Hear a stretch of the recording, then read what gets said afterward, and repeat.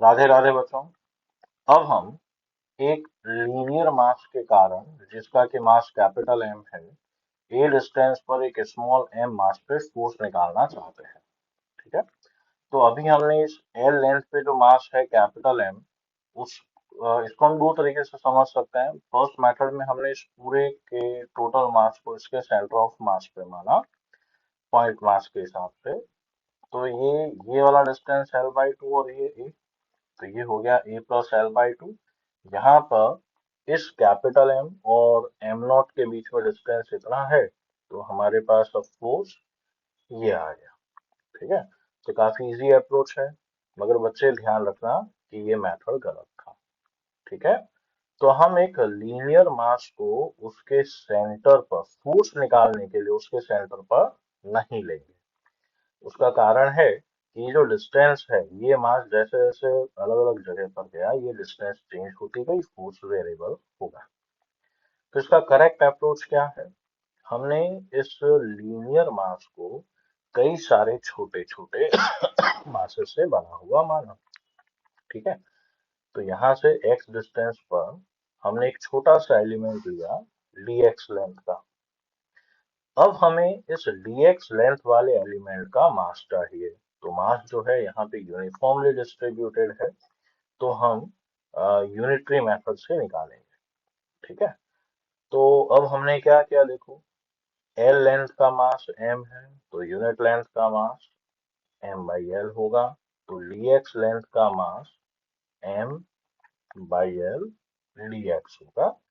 ये हमने unitary method से निकाला। अब इस dm और एम नॉट के बीच में फोर्स का formula F is equal to G M one की जगह dm, m2 की जगह पर M not divided by distance का स्क्वायर।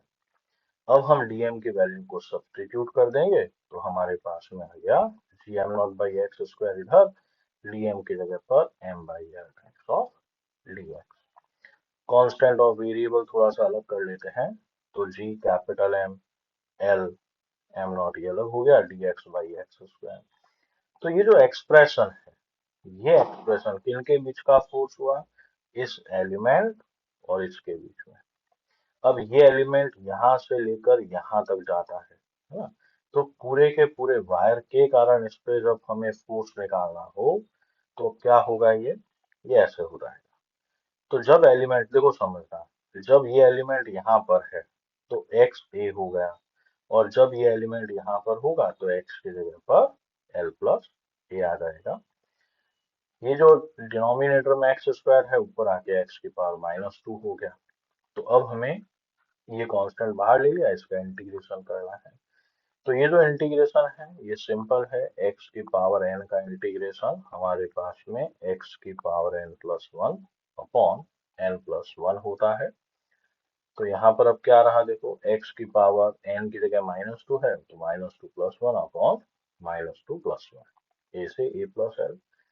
ये minus two plus one minus बाहर आ जाएगा, ये x की पावर माइनस वन, तो उसको हम वन बाई एक्स लिख देंगे। अब upper limit minus lower limit, तो ये वाला टर्म तो एज इट इज आ गया, upper limit minus lower limit, ये वाला टर्म वापस एज इट इज आएगा।